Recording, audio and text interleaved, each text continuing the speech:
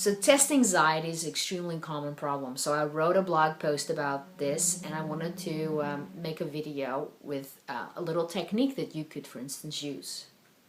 This works on children as well as adults, and you don't need to be an NLP practitioner in order to do this. Anyone can do this.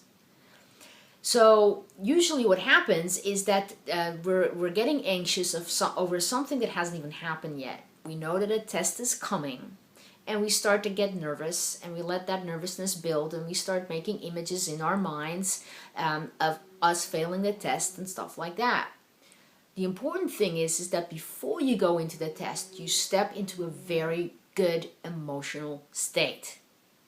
Now, this is one way of doing that. It's a decision. I am going to feel differently. So when you feel that initial, let's say, nervousness coming up, this is what you could do. I want you to imagine a circle right in front of you. And in this circle, excellence is going to live. Now, what would be part of an excellent state? Let's say for test anxiety, that would be calmness. So in your mind, you can close your eyes if you want to. So in your mind, you go back to a time in your life where you felt really calm. Let's say at the beach. And you imagine what you heard, you imagine what you saw, and what you felt at that moment in time. So you can go back to feeling that really calm state. And the moment that you feel that calmness inside of you, I want you to step inside of that circle. And I want you to allow that calmness to become part of the circle.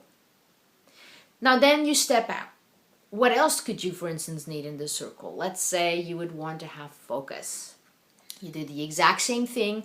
You go back to a time in your life where you felt really, really focused. What did you see, hear, and feel at that moment in time? So you start to get that feeling of focus coming back. And when you have that at a peak focus state, you step into the circle and allow that to become part of calmness. Then you step out and you keep doing that with different resources that you'd like to have inside of that circle so you can truly build that emotional state of excellence. And when it becomes really powerful, you can decide to take that circle anywhere you want. That's one way, very simple way to use, for instance, visualization in stepping into a calmer emotional state.